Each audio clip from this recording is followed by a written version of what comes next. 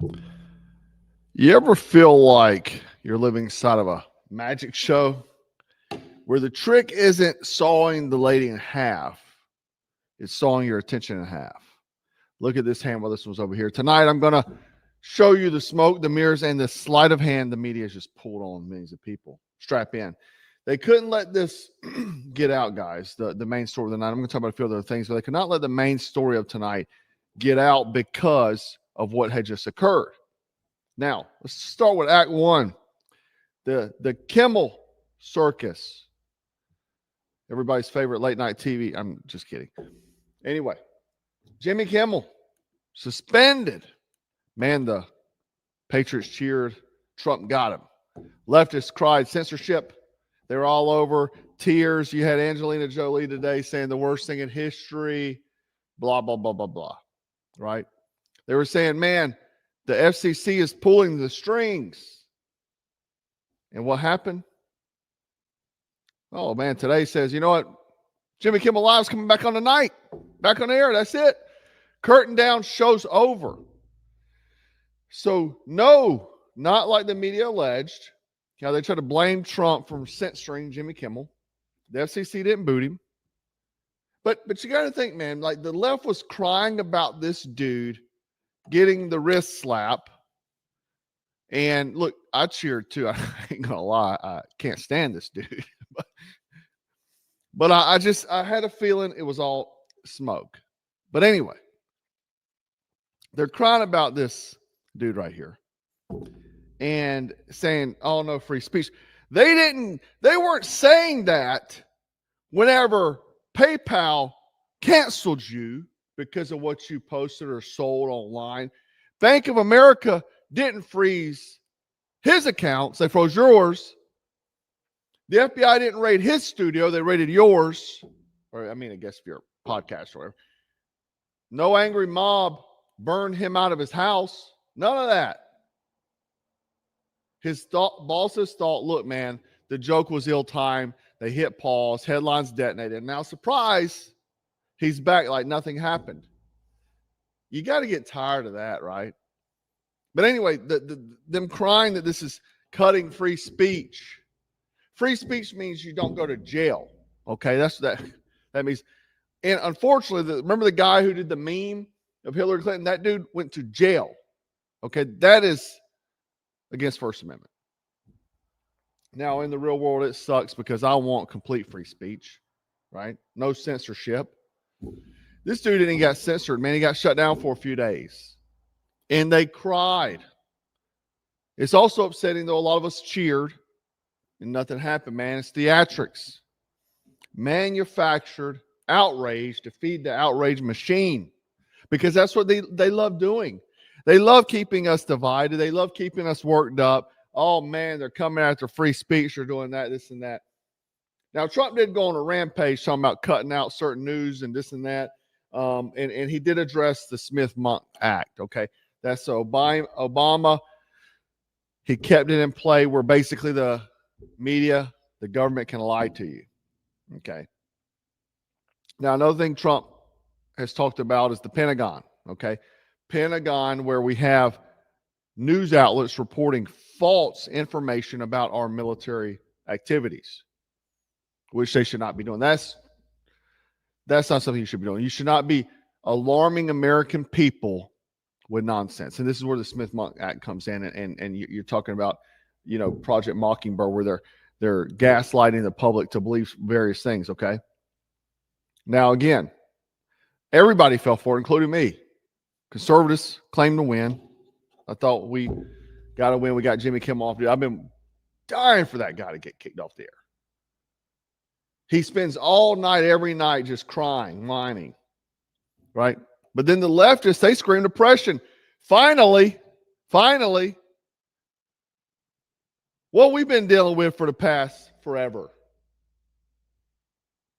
But the thing is, they made the outrage so both sides would dance exactly where the stage managers wanted them to. Okay, classic sleight of hand. It pushed it propulsion into the news stream. Everyone was talking about it. I've seen, dude, every conservative influencer posting it. every leftist person, I don't even know if they have those type of people. They're not influencing anybody.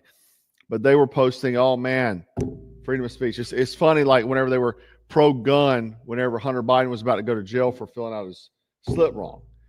Crazy. Just when the other week, Bondi was talking about banning guns for trans. And then they're like, no, Second Amendment. Like, you can't make this stuff up, right? But you got to look at a pattern check, what I call a pattern check.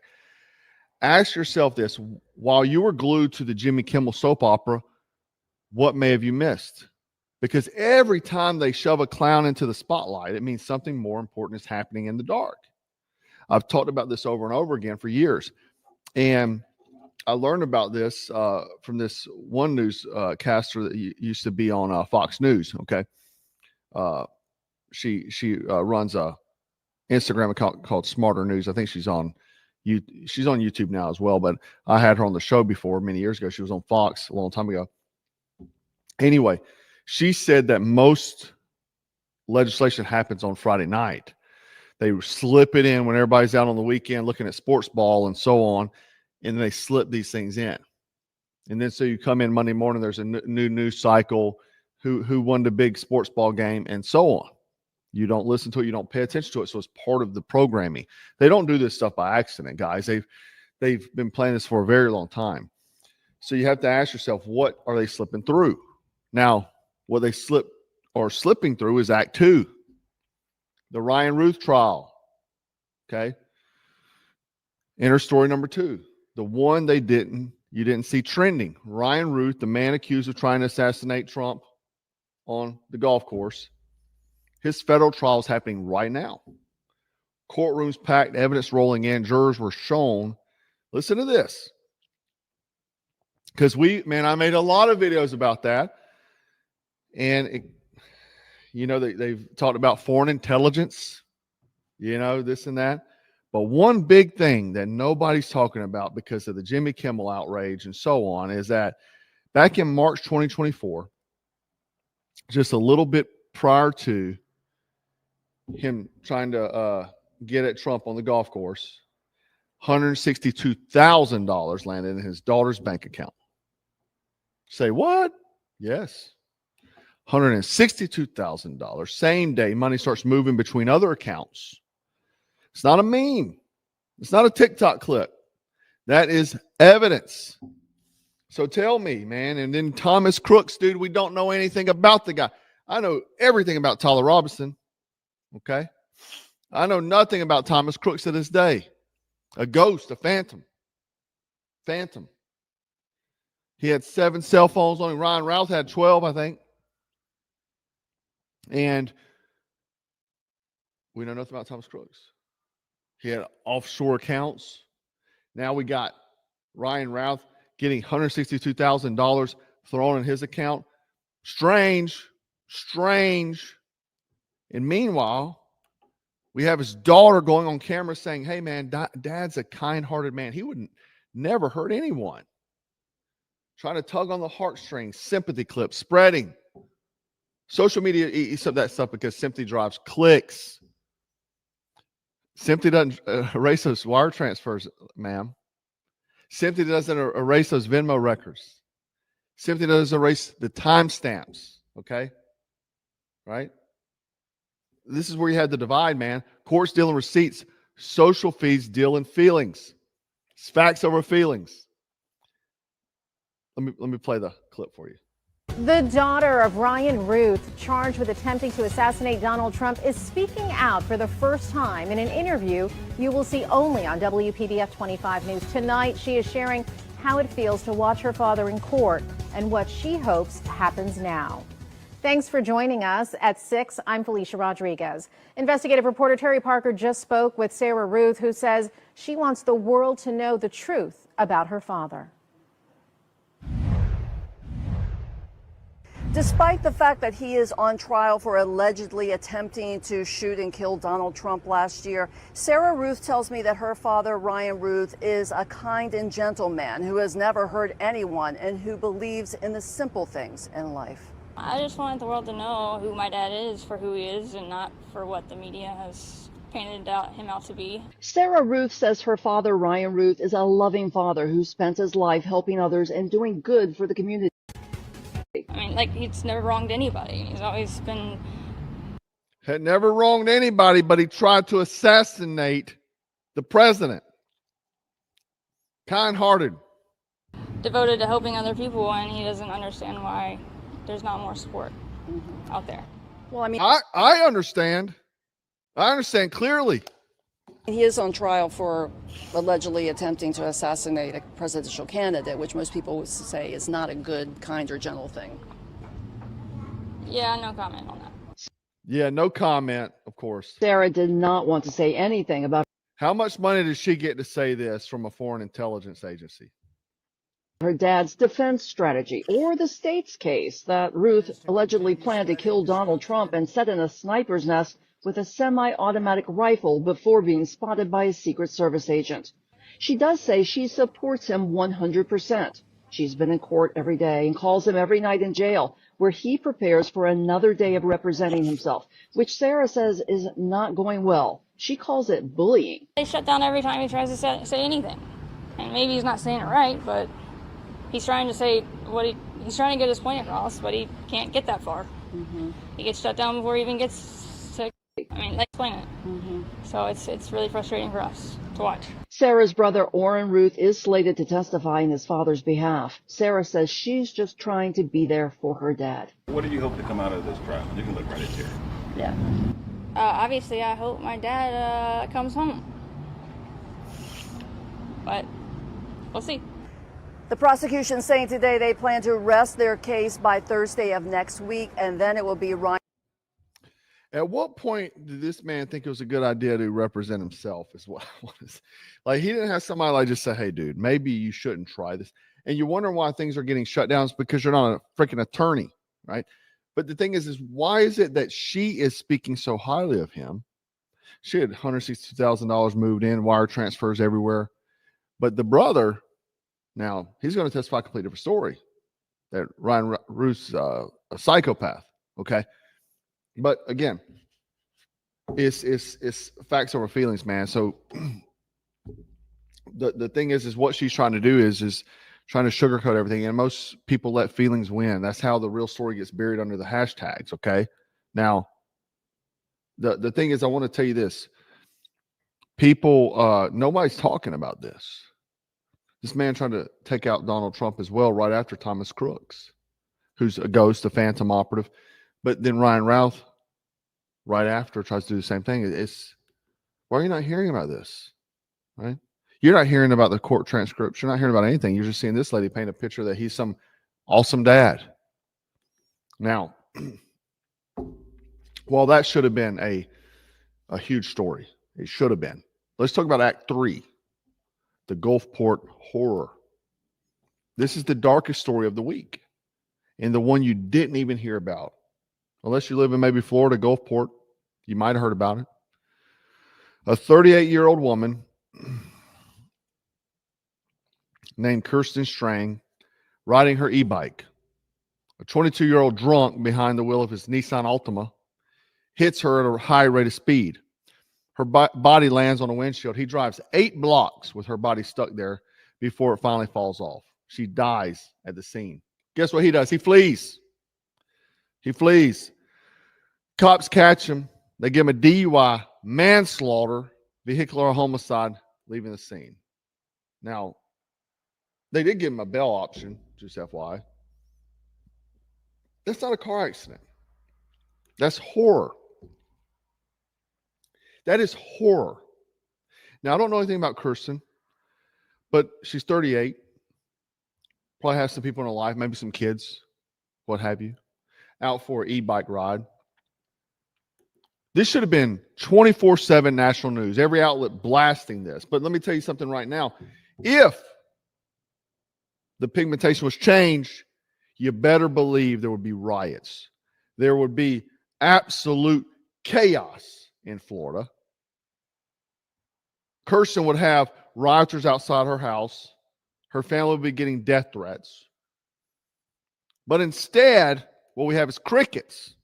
Just local blurbs, not even national news, buried on page 6. Why? Because it doesn't fit the narrative. It doesn't sell the story corporate media wants to push. No hashtags, no fundraising, no campaigns, no Hollywood tears. Not one actor has said anything about this. They hadn't posted anything on their social media. Just silence. And now we have a grieving family, but that doesn't trend on social media. Doesn't trend. Doesn't catch the attention. It's the playbook, right? And here's the playbook. If the machine, if it makes the machine money or feeds their agenda full blast, if it threatens the narrative or stirs the wrong outrage, we need to bury it. Kimmel's suspension, perfect theater. Routh's bank transfers, too real, too messy, covered up. Gulfport hit and run, man, doesn't serve the script. That's how information warfare works in 2025. It's propaganda campaigns. You're not being informed, you're being managed. What do you think the algorithm is? The algorithm is designed to fuel your mind and to push you down a certain road. Hence why they shut down people like myself, because they don't want truth coming out. They don't want you to see this. This is why, oh man, I checked and I'm unsubscribed to you. I get that all the time. Oh man, I hadn't seen a video of yours. My best friend said, dude, I hadn't seen one of your videos pop up in my feed in 4 months. Now, I'm going to give you, because I always like to give you actionable steps. Quick field drill for you. Next time you see a viral clip, okay, ask yourself 3 questions before you hit the share, okay? Where did this clip come from? Is there a court docket, police report, or bank record behind it? Number 3, who benefits from amplifying this? That is the main thing. Who benefits from amplifying this message? If you can't answer those 3, you're not sharing truth. You're volunteering as a propaganda billboard. You're part of the program. You're doing exactly what they want you to do. Now, let's circle back to Kimmel again. Let's put a bow on this. Kimmel's back on air. Nothing changed. No policy, no precedent. Just clicks and headlines and theatrics. And everybody will be watching his show tonight because he just came back. His ratings are going to go through the roof tonight. Meanwhile, we have Ryan Routh's trial that's unfolding with real receipts. Meanwhile, a woman's body was dragged 8 blocks through Gulfport and nobody's talking about it. That's the game. The bright lights are there to blind you while the shadows hide what matters. Okay? It's part of the campaigning, guys. Now, here's what I need you to do. Stop celebrating fake victories. I see the Patriots all the time. I always get a little frustrated at this. I do. I'm sorry. I'm human. I get frustrated too. I get frustrated at people celebrating the fake victories because they're not real. Like the executive orders, they're not real. They're going to be undone immediately. Don't celebrate. It doesn't stop anything. It's just a lapse in time. Okay. Also, though, most importantly, don't cry over stage losses because it's part of the programming. Start following receipts, not Instagram reels, not YouTube shorts, because real warriors, real survivors don't get fooled by theater. They see the set, they read the script, and they move in silence until the truth is exposed. Stay frosty, stay strapped, stay dangerous, and don't let the smoke fool you. Black Scout.